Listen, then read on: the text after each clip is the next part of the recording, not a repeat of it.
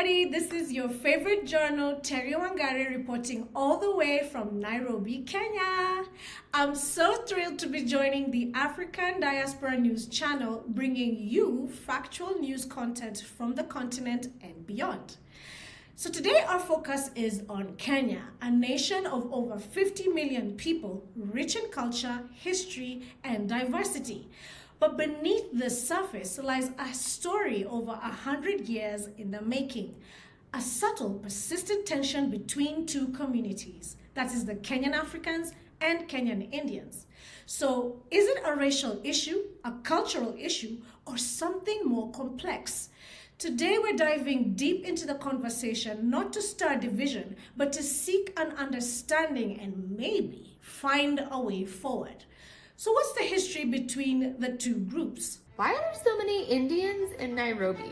There are 100,000 Indians living in the capital of Kenya, and they've been here for generations. But how did they get here? It turns out in the late 19th century, the British shipped over tens of thousands of Indians. Many were brought over as indentured laborers to build the Ugandan railway. It was known as the lunatic line. In the 70s, a Ugandan dictator forcibly expelled their Indians. Well, this relationship began centuries ago with trade along the East African coast. But the real turning point came in the late 19th century. In 1887, the British East African Association, based in Bombay, India at the time, set its sight on East Africa. A year later, it became the Imperial British East African Company, moving its headquarters to Mombasa. But what came was a company called Royal East Africa Company. That was the first company here. A company. All right? Yeah. In 1902, that company asked for some sort of recognition from the British government. That's how Kenya became a protectorate. And the company changed its name from Royal East Africa Company to Imperial British East Africa Company.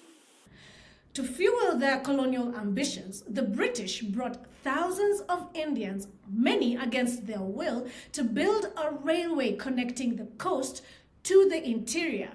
This railway was part of their grand vision, which was called From Cape to Cairo. It was the beginning of the modern Indian presence in East Africa. So after independence in 1964, many Indians decided to stay. In Nairobi, I found a little India with Indian street names, Indian shops. What's your name? Jusna. Indian food. And now they're officially the 44th tribe of Kenya. Follow for more travel stories. Today, Kenyan Indians form one of the largest Indian origin communities outside India. Their discipline, business acumen, and resilience made them one of Kenya's most successful business groups. But the integration into broader Kenyan society, now that is another story. Colonialism left deep scars. Under British rule, Kenyans were ranked third-class citizens after Europeans and Asians. When independence came, the British left, but the social hierarchy they created never went away. So many Kenyans felt that Indians keep themselves apart. Some neighborhoods even today remain predominantly Indian with minimal African presence. Public transport, rarely do you see Indians in a matatu.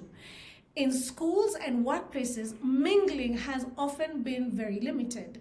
In 2021, I decided to conduct an anonymous survey among both communities on X, which was formerly Twitter. The results were revealing. Many African Kenyans described feeling unwelcome in Indian-owned businesses. One even said, and I quote, "They look at you as if you're about to rob the place." Others shared stories of workplace mistreatment. On the other side, Indians spoke of being scapegoated and targeted during political unrest and even driven out of neighborhood countries like Uganda and Tanzania. The 1980s saw political leaders openly accusing Indians of exploitation. In 1982, after a failed coup, violence erupted. Homes were looted, businesses were destroyed, and the 1990s weren't even kinder. Prominent politicians called for Indians to be expelled. Fear drove many Indians to leave Kenya altogether. And yet, this animosity didn't fade. In the early 2000s, there was a shocking murder case that hit the headlines where our Kenyan African employees killed their Indian neighbor, citing mistreatment. It was a brutal reminder of just how toxic this relationship could become when grievances go unaddressed. In 2027, Kenyan Indians were officially recognized as the country's 44th tribe.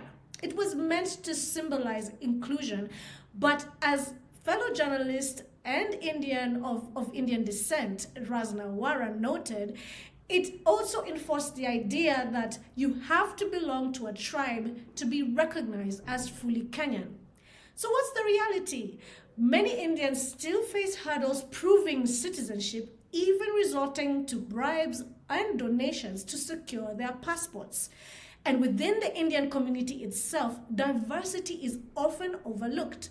From Gujaratis to Punjabis, from Hindus to Muslims. Their culture and languages are varied as Kenya's own ethnic tapestry, yet this entire group is treated as a single tribe. This recognition will go a long way for Kenyan nations to continue being included and involved politically, socially, and economically within the different levels of leadership, governance, and management of our great nation, Kenya. Our brothers and sisters of Asian heritage have contributed to the development and growth of our country and what they continue to do in investment, in education, in various areas that support our economy.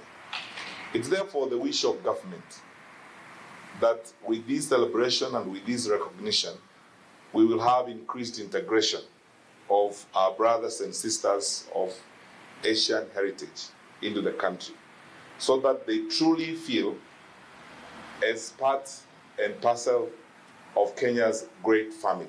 But seclusion is not the answer.